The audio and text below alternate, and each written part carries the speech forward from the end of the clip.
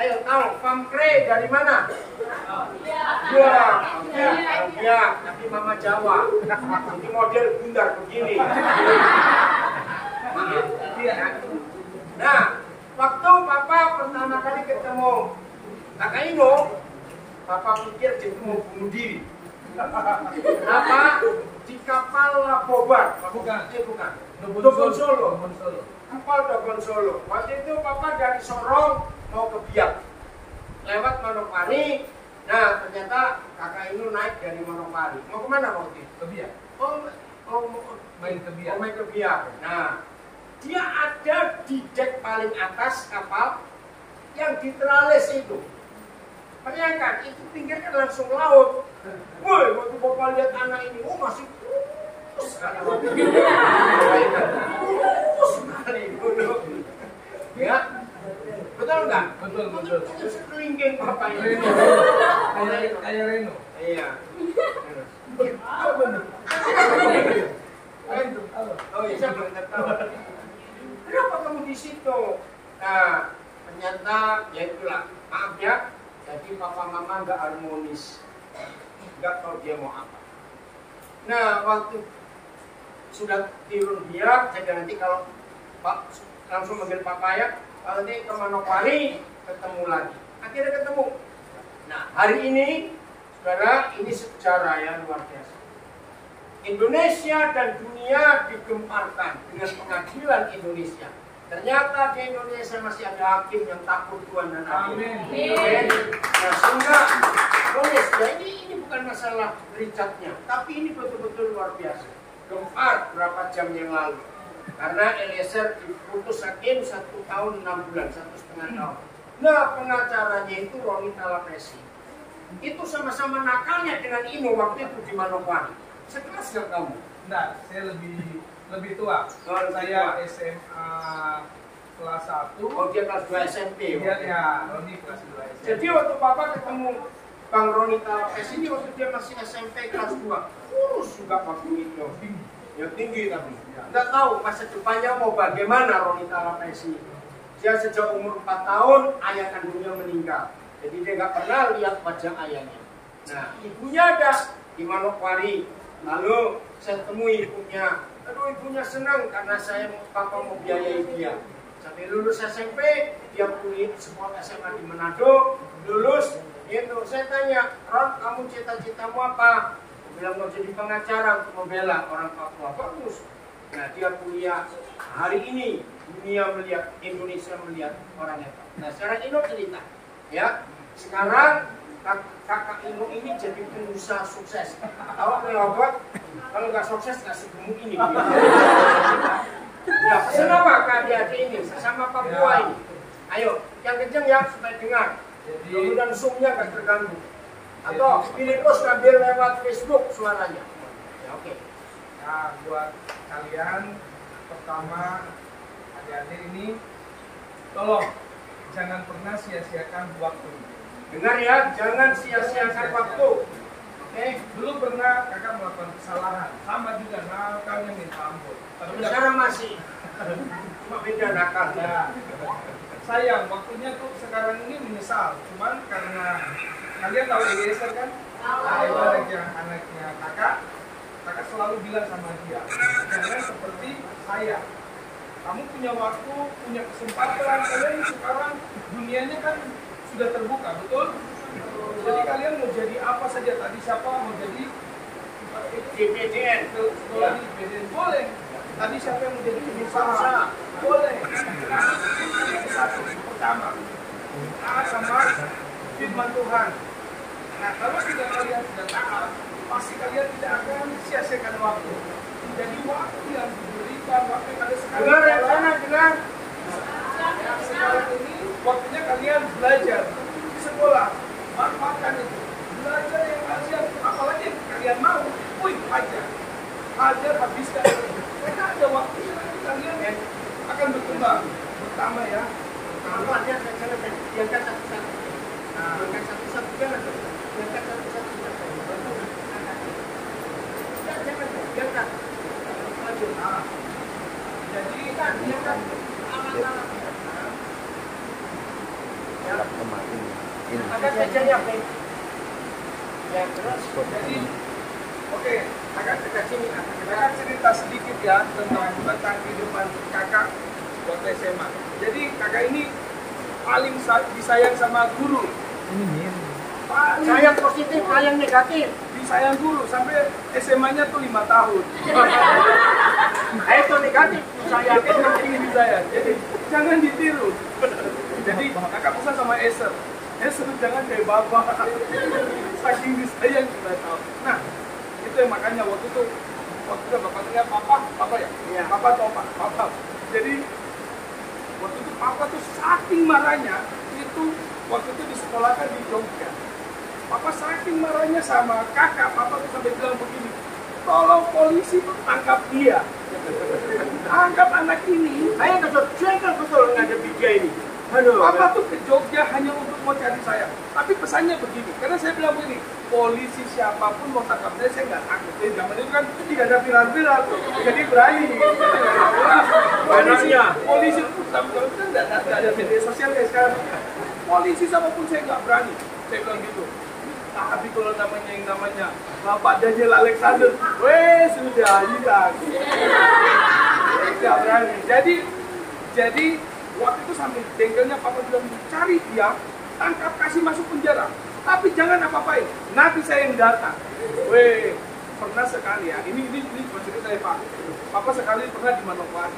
Tapi saking marahnya sama ada satu anak, papa itu tempiling. Itu anaknya ditempiling, saya ngerasa. Saya lihat itu, jujur. Saya waktu papa marah. Sekarang papa sudah umur berapa? 7 tahun. Ya, pokoknya sudah tua lah. Waktu zaman itu papa tuh masih 40-an ya, 40 belum 50. Jadi tenaganya, Sekarang juga mau ya Pak. Jadi ini, begitu. Papa bilang begitu, papa bilang pokoknya anak begitu.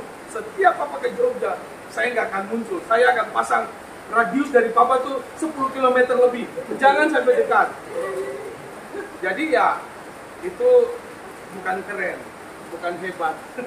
Itu kesalahan. Nah, seperti tadi siapa? Bapak Sem juga orang dia. Nah, kalau Bapak Sem itu saya panggil Bapak Ade, masih keluarga. Jadi saya panggil Bapak Ade. Nah, tadi kan ternyata saya juga baru tahu kalau Bapak Sem ternyata S2. Luar biasa. Nah, gara-gara Kak Ino ya, ini tidak menggunakan waktu dengan baik. SMA 5 tahun, kuliah nggak kuliah, hancur semua. Yang kuat. Akhirnya gagal. Di Jogja gagal. Pernah jadi dibilang apa, debt collector, bukan debt collector, jadi yang tukang nagih-nagih uang. Jadi ada ya orang punya hutang, saya disuruh ke sana, kalau nggak bayar, gitu. Pernah itu di sana, hanya untuk apa? Untuk makan, karena di Jawa sana kita mau makan bagaimana? Kita tidak ada pekerjaan. Orang model seperti saya kayak gitu, sekolah SMA, kuliah nggak selesai, ya kan? Nah, cuman satu titik kakak stop. Kakak berusaha untuk cari apa yang Tuhan mau. Karena apa? Keadaan bikin kakak nggak bisa apa-apa. Dengan cara kayak begitu tidak bisa dinikmati. Akhirnya kakak berhenti, kakak bertobat, kakak belajar kembali lagi ke firman Tuhan. Mulai belajar taat. Tapi sudah, kalau untuk sekolah lagi sudah nggak bisa. Waktu sudah jauh sekali. Nah, akhirnya kakak belajar, akhirnya ketemu papa lagi. Papa panggil, papa waktu itu ada datang ke Jogja, kakak datang minta ampun, menangis. Cuman bedanya nggak ditempelin, sayang gitu. Habis itu papa cuman bilang, Ino bertobat. Kamu tidak boleh egois. Kamu tidak boleh begini. Kamu harus kembali. Kamu harus benar taat. Firman Tuhan harus dilakukan. Kamu harus hidup benar. Ya dari situ kakak berusaha. Nah, sejak saat itu kakak mulai belajar banyak dan sampai hari ini yang kakak lakukan apa? Tidak menyia-nyiakan waktu. Firman tadi malam keren sekali. Pengkhotbah berapa? Coba masih ingat. Pengkhotbah 9 ayat 10. Apa yang ditemukan tanganmu? Jadi sekarang kalau kalian ini, yang kalian temukan apa sekarang? Pena sama buku. Berarti apa? Belajar. Benar kan? Nah, belajar apa? Belajar apa? Segenap kekuatan. Jadi semuanya. Jadi jangan lakukan apa-apa. Jangan pacaran. Benar nggak? Jangan bikin yang aneh-aneh. Awas, Jangan mabuk. masih pacaran. Papa gantung di pohon mangga situ. Tapi ini serius. Karena kalau kalian lakukan itu, wih, keren. Kalian akan jadi hebat. Tadi apa namanya? Yang bilang mau jadi IPD, pasti jadi. Absolut 100%. Ketika mau lakukan itu. Nah, bayangkan, kakak sudah hancur ya. Tapi kakak berusaha kembali, kakak melakukan firman Tuhan, kakak lakukan yang tadi. Temukan apa itu. Nah, ternyata ada salah satu hobi yang terpendam. Hobi itu suka di dapur, makanya gue senang di dapur. Jadi bukan memasak sebenarnya. Jadi kalau orang tanya, oh, Jadi yang ngurus-ngurus suka masuk dapur, Mama Ibu. nah, jadi kakak dulu itu suka sekali di dapur. Kenapa? Karena di dapur itu kakak biasanya ngobrol sama mama, tertawa. Jadi apa ya? Dapur itu tempat yang menyenangkan buat kakak. Nah, karena suka di dapur itu akhirnya lihat mamanya kakak ini suka masak. Jadi kakak tuh coba, oh, ternyata menyenangkan. Nah, sejak tahun 2007 masih di Jogja, kakak coba memasak, coba ternyata bisa. Nah, mulai jadinya ketika kakak di Nabire, kakak coba buka usaha, yaitu di Rehoboth, warung. Siapa belum pernah ke sana warungnya kue teko? Belum pernah. Besok minta diundang ya. Ya, kapan ya? Ada apa yuk? Nanti. Oh, ya. Jadi bukan, takutnya nanti jadwalnya tabrak. Ya. Ya. Mungkin hari Minggu bisa nanti kita atur ya. Sini. Yeay. Kita makan rame-rame. Ah, jadi setelah kakak dapat ini, hobi ini ya, maksudnya menemukan salah satu hobi, tapi kakak kerjakan dengan apa? Sebuah tenaga, setia dengan itu, dan tidak boleh putus, continue terus menerus belajar. Sudah seumuran begini, kakak sekarang sudah 41, kakak belajar, lihat di YouTube, belajar yang namanya memasak. Oh, ada sesuatu yang baru, belajar. Masa kalian yang baru berapa, umur 17, 18, ya kan? Masa kalah sama umur yang 41 masih mau belajar. Ayo tahu? Jadi kakak bicara ini bukan karena ini orang yang bukan. Karena kakak juga orang Papua. Kakak mau anak-anak Papua jangan hanya apa yang sekarang kelihatan hanya besar sedikit di jalan, balap, tabrak, mati.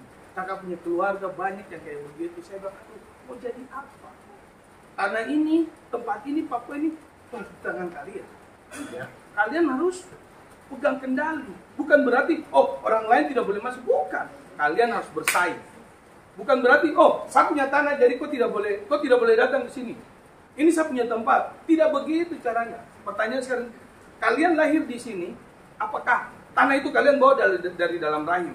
Mama, tidak tuh. Tuhan kasih kalian di sini kesempatan kalian maju.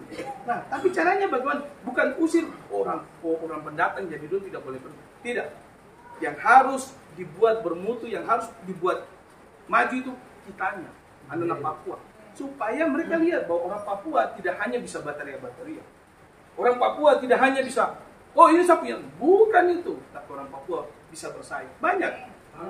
Ingat peraih Nobel Dunia siapa? George Saa. Dari mana? Jayapura kalau tidak salah. Orang Sorong itu. Nobel, dia dapat kasih sekolah sampai di Perancis. Sekarang di Freeport kalau tidak salah. Atau di Timika, saya tidak ikuti dia sampai. Itu orang Papua. Belajarnya itu dia sambil bantu bapaknya di kebun kasbi. Kalau kakaknya saya kenal, karena sering saya ke Jayapura, saya ketemu, kita ngobrol, dia cerita kisahnya adiknya. Ya, adiknya ini Kak Syok. Kalian sekali, kalian bisa.